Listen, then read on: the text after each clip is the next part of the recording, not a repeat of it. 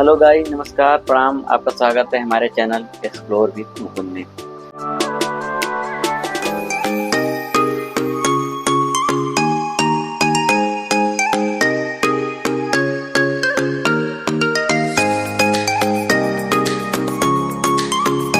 दोस्तों, हम आपको एक ऐसी जगह पे आज लेके जा रहे हैं। अभी देखिए लेफ्ट साइड में हमारे बद्रीनाथ जी हैं और उसके बाद हम जा रहे हैं भारत के प्रथम गांव माड़ा। जी हाँ, आपने सही सुना, प्रथम गांव माड़ा। ये माड़ा वही गांव है जहाँ से सरस्वती नदी का उद्गम स्थल है। यहीं से पांचों पांडव और द्रौपदी जी स्वर्ग की तरफ गए थे। यहीं पे वेद व्यास जी और गणेश जी ने साथ में मिलकर 17 वेदों को लिखा था, जिसमें महाभारत भी अपना शामिल है। दोस्तों, हमारे बाएं तरफ है बद्री विशाल का जो मंदिर है और बद्रीनाथ जो जगह है, और वहाँ से 3 किलोमीटर हम लोग बाइक ड्राइव करके, देखिए ये मेन गेट है जो कि माड़ा का है, वहाँ पे हम लोग पहुँचे हैं। और इसके आगे 1 किलोमीटर के आसपास या 700 मीटर के आसपास आगे हम लोग जाएंगे तो वहाँ पे अपनी बाइक पार्क करेंगे। उसके बाद हम इंटर करेंगे और वहाँ पे एक्सप्लोर करेंगे। यहाँ पे मेरा ये तीसरी विजिट है, मैं तीसरी बार यहाँ पे आया हूँ। तो चलिए आपको लेके चलते हैं माड़ा विलेज।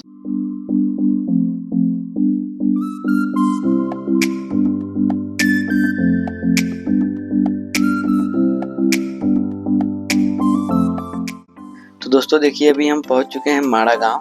ये माड़ा गांव सामने गेट है, जिस पे लिखा हुआ है सीमांत गांव माड़ा, मतलब सीमा अंत, यहीं से सीमा अंत हो जाती है और इसके बाद कोई गांव नहीं है। आप ट्रैक करके यहाँ से 8-10 किलोमीटर तक आगे तक जा सकते हैं। उसके बाद आप नहीं जा सकते वहाँ पे, क्योंकि आगे उसके ITBP की कुछ कैंप है, इंडियन तिब्बत बॉर्डर फोर्स जो होती है उसकी कैंप वगैरह वहाँ पे मिलेगा, लेकिन आप नहीं जा सकते हैं। तो ये है, देखिए यहाँ पे सरस्वती ज्ञान, वेद व्यास गुफा, गणेश गुफा, स्वर्गारोहणी, सारी चीज़ें आगे इस गांव में आपको मिलने वाली हैं। तो चलिए इंटर करते हैं गांव में। और देखिए ये लोग बैठे हुए हैं, पिट्ठू टाइप वगैरह यहाँ पे जा सकते हैं। 1.5 किलोमीटर का ट्रैक करवाएंगे, या फिर वसुधारा वगैरह जाना है तो आप पिट्ठू से जा सकते हैं। 2000 रुपये के आसपास चार्ज लेंगे, 2-2,500 रुपये।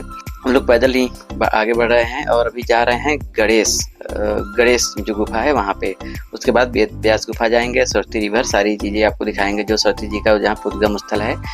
तो अभी सीधे जा रहे हैं। आप देख सकते हैं यहाँ पे छोटी छोटी गलियाँ हैं यहाँ पे, और ये गांव है एकदम ये। और यहाँ पे जो आपको सामान मिल रहा है, आपको साइड में दिख रहा है, वो हैंडमेड है। यहाँ के लोगों द्वारा खुद से बनाया गया, हाथ से बुना हुआ वो कपड़े वगैरह यहाँ पे आपको मिलेगा, और काफ़ी रीजनिंग प्राइस में, मतलब बहुत कम प्राइस में आपको मिल जाएगा ये सब चीज़ें। तो चलिए आगे बढ़ते हैं और दर्शन करते हैं गणेश भगवान के।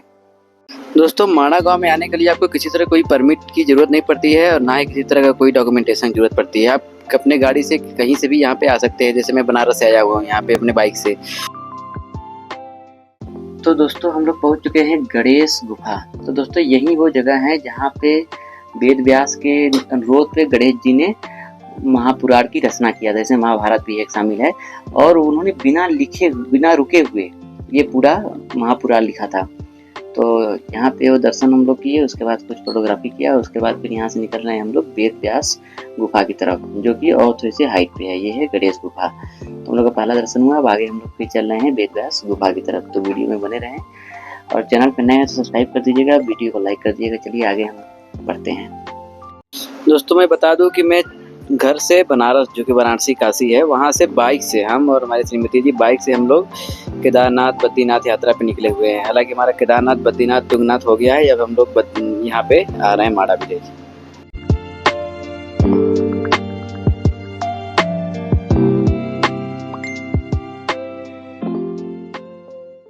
तो दोस्तों देखिए, इस तरह के यहाँ पे कुत्ते होते हैं, काफी खतरनाक, मतलब जो पहाड़ी कुत्ते होते हैं, और आंखें एकदम भूरी भूरी रहती हैं, जबरदस्त तरीके से खतरनाक लगते हैं। और ये लेकिन बहुत प्यारे होते हैं, आपके साथ में पूरा ट्रैक करेंगे। अगर आप जाएंगे, एक बिस्कुट वगैरह अगर कुछ खिला दीजिए तो आपके साथ में पूरी ट्रैक करके ये स्वर्गारोहणी अगर कहीं ऊपर जा रहे हैं तो ये भी साथ में आपके ट्रैक करके जाएंगे ये। तो दोस्तों देखिए, हम लोग अब पहुँचने वाले हैं वेद व्यास गुफा। तो दोस्तों, वेद व्यास जी के 4 शिष्य थे, वैशंपायन, समंतु, पैल और जैमित। ये चारों का नाम यहाँ पे लिखा हुआ है, 4 लोगों का। तो यहाँ पे देखिए, अब जितनी भी दुकानें आपको दिखेंगी सब पे लिखा होगा भारत का प्रथम गांव, भारत का प्रथम चाय की दुकान, भारत का प्रथम, मतलब जिस चीज़ की दुकान हो वो प्रथम लगा के लिखा है पूरा। ये 2 साल पहले तक ऐसा नहीं था। 2 साल पहले तक यहाँ था भारत का आखिरी गांव, भारत का आखिरी चाय की दुकान, भारत का the last tea shop of India, इस तरह से था। 2 साल पहले मोदी जी यहाँ आए थे, उन्होंने कहा था कि ये आखिरी नहीं, हमारा प्रथम गांव। जब से सारा बोर्ड वगैरह सब चेंज हो गया और प्रथम गांव हो गया। तो ये श्री वेद व्यास जी की गुफा है। चलिए अंदर गुफा में बढ़ते हैं और दर्शन करते हैं। हालांकि अंदर कहीं भी यहाँ पे फोटोग्राफी वीडियोग्राफी अलाउ नहीं है, तो हम लोग अंदर कोई वीडियो फोटो नहीं बना पाए थे। बाहर तक का वीडियो बनता है, उसमें आपको दिखा रहे हैं। देखिए श्री वेद व्यास जी ने इसी गुफा में बैठकर वेद के चारों भागों में वेद को चारों भागों में विभाजित किया तथा 17 पुराणों को लिखा। महाभारत को लिखने के लिए श्री गणेश जी का आह्वान किया। इसके बाद भी आत्मा संतुष्टि न होने के कारण अंत में इसी स्थान पर 18वां पुराण श्रीमद् भागवत महापुराण की रचना की। दोस्तों, वेद व्यास गुफा का जो ऊपर का जो पहाड़ का हिस्सा है वो आज भी देखने में जैसे लगता है, देखिए वो किताब की तरह पूरा लगता है कि वो पन्ने रखे गए हैं। तो काफ़ी खूबसूरत सा दृश्य था वो। वहाँ पे हम लोग दर्शन किए। वहाँ के बाद अब हम लोग आगे बढ़ रहे हैं। तो दोस्तों, अभी जो आप देख रहे हैं वो ITBP ने ध्वजारोहण किया हुआ है वहाँ पे, और उधर कुछ कैंप वगैरह हैं उनके। तो काफ़ी अच्छा लगा हमको देख के उधर का। और अभी चलिए सरस्वती नदी, जो सरस्वती नदी का उद्गम स्थल है, वहाँ चलते हैं। और उसके बाद वहीं पे जो उद्गम स्थल है उसके सामने ही सरस्वती नदी को पार करने के लिए भीम जी ने एक बहुत बड़ा चट्टान रखा था, जिसको भीम पुल के नाम से जाना जाता है। वो भी वहीं पे है। देखिए भीम पुल लिखा हुआ है 300 मीटर। तो हम लोग अभी आगे जाते हैं, भीम पुल देखते हैं। भीम पुल से क्रॉस करेंगे। सरस्वती जी का मंदिर अभी नया, अभी मैं करीब 3 या 4 साल पहले आया था तो वो मंदिर नहीं बना था, लेकिन इस बार 2 साल पहले जब आया था तो मंदिर बनना स्टार्ट था। इस बार शायद देखिए बन गया होगा कि क्या है, उसका दर्शन करेंगे। और उसके आगे फिर स्वर्गारोहणी वगैरह देखेंगे कहाँ तक जाते हैं। उसके बाद फिर हम लोग रिटर्न आएंगे। चलिए तो आगे चलते हैं।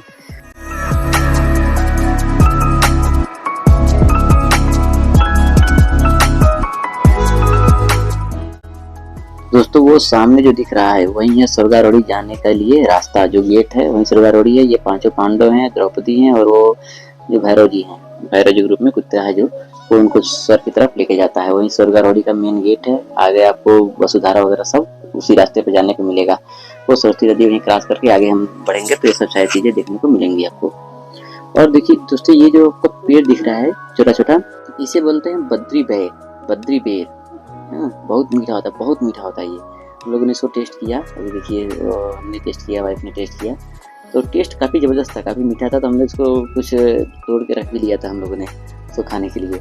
बहुत छोटा छोटा होता है, बहुत मीठा रहता है ये। तो इसको टेस्ट करके आगे बढ़ते हैं हम लोग। और इस तरह का बहुत सारे आपको बद्री बेर देखने को मिल जाएंगे जो रास्ते में।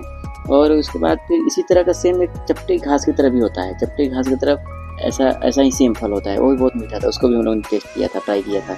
आपको दिखा रहे हैं, अभी देखिए आगे मिलेगा वो भी। नीचे देखिए ये अलकनंदा जा रही हैं, अलकनंदा नदी है, जो कि आगे जाके बद्रीनाथ के बगल से होकर गुजरती हैं। और इसी के बगल में राइट हैंड को सरस्वती नदी है, जो कि यहाँ से निकलती हैं और अलकनंदा में आके मिल जाती हैं। देखिए ये है ना, ये जो चपटे पेड़ में है, नीचे पूरा फैला हुआ है, इसमें भी बेर ही एकदम सेम उसी तरह जो पेड़ में था उसी तरह है इसमें भी। और ये भी काफ़ी मीठा होता है और टेस्टी होता है ये भी, अगर पका हुआ है। उसमें देखिए कच्चे भी हैं, पके हुए भी हैं, दोनों। पके वाले बहुत टेस्टी रहते हैं। तो हम लोगों ने उसको करीब थैली में लिया भी था। उसको लेने के बाद फिर वहाँ से चलिए आपको ले चलते हैं सरस्वती नदी। यहाँ पे निकलती है, उद्गम स्थल है। और भीम जी का जो पुल है, जहाँ पे भीम जी सरस्वती नदी पार करने के लिए पुल रखे थे, वो पुल भी, उस पुल को भीम पुल कहा जाता है। वहाँ पे चलते हैं और उसके बाद उसको क्रॉस करके जाते हैं स्वर्गारोहणी साइड।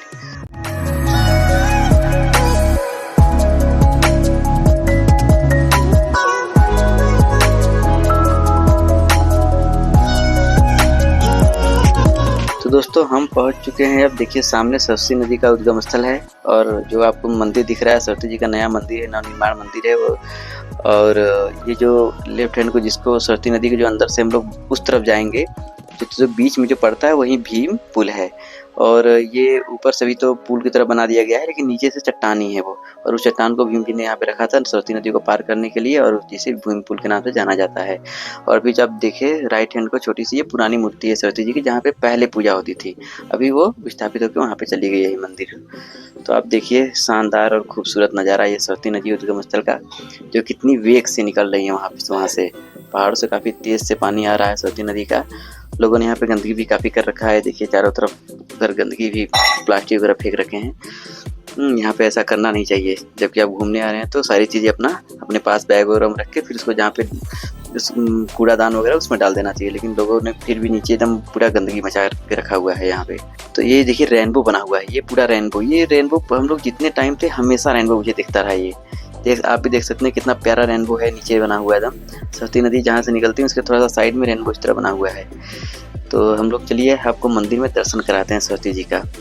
ये देखिए जिस पे अभी मैं हूँ प्रेजेंट टाइम में, यही भीम पुल है, यही करेक्ट एकदम जिस पे मैं हूँ ये भीम पुल है, जिसे पुल बना हुआ है। नीचे वो चट्टान है, बड़ा सा चट्टान है जो कि बीच में रखा हुआ है। ऐसे आपको अगर देखेंगे सामने तो ऐसा लगा कि सचमुच में रखा ही गया है बीच में। तो उस पे हैं हम लोग अब जा रहे हैं सरस्वती जी का दर्शन करने। तो वीडियो में लास्ट तक जरूर बने रहें, और वीडियो पे नए हैं तो चैनल को सब्सक्राइब कर दीजिएगा, वीडियो को लाइक कर दीजिएगा, ताकि मुझे भी मोटिवेशन एक मिले और मैं भी इस तरह की वीडियो आगे बनाता रहूँ। तो चलिए आपको दर्शन कराते हैं सरस्वती जी के। यहाँ भी अंदर फोटोग्राफी करना मना है, आप बाहर से वीडियो फोटो बना सकते हैं, अंदर फोटोग्राफी करना मना है। लेकिन फिर भी मैंने सरस्वती जी का एक अच्छा खासा वीडियो बना लिया था, इसमें अब क्लियर सारी चीज़। ये देखिए शंकराचार्य जी हैं, और शंकराचार्य मेन गेट पे शंकराचार्य जी, देखिए पीछे सरस्वती जी हैं, सरस्वती जी का मंदिर है वो पीछे, और उनकी मूर्ति स्थापित जो हुई है पीछे। तो हम लोग यहाँ पे थोड़ा सा फोटोग्राफी को रखिए, उसके बाद फिर निकले हम लोग स्वर्गारोहणी की तरफ, जो कि आगे है, जो कि स्वर्गारोहणी गेट है। उसके आगे जो कि पांचों पांडव और द्रौपदी जी के साथ में, और जो स्वान है, मतलब जो भैरव जी के रूप में स्वान था, कुत्ता था, वो उनको राह दिखाते हुए स्वर्गारोहणी की तरफ ले गया था। और देखिए यहाँ से वसुधारा जो है, वसुधारा जो वाटरफॉल है वो 5 किलोमीटर है। आपको 5 किलोमीटर ट्रैक करके वसुधारा वाटरफॉल भी आप जा सकते हैं।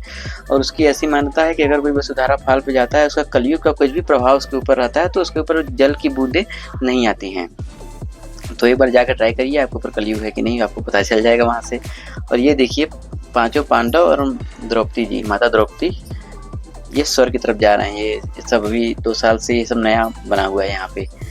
और आगे आगे जो है तो से वो स्वान जो कुत्ता है, वो भैरव जी के एक तरह से प्रारूप माना जाते हैं, जो कि राह दिखाता है स्वर्ग का जो रास्ता है, इस कुत्ते ने दिखाया था इन लोगों को। तो ये गए हैं, और युधिष्ठिर एकमात्र ऐसे प्राणी थे जिन्होंने जिंदा, मतलब वो स्वर्ग को पहुंचे थे। बाकी लोग अपना समाधि ले लिए थे बाकी लोग, लेकिन जिंदा स्वर्ग में पहुंचने वाले सिर्फ युधिष्ठिर ही हैं, एकमात्र धरती पे प्राणी अभी तक।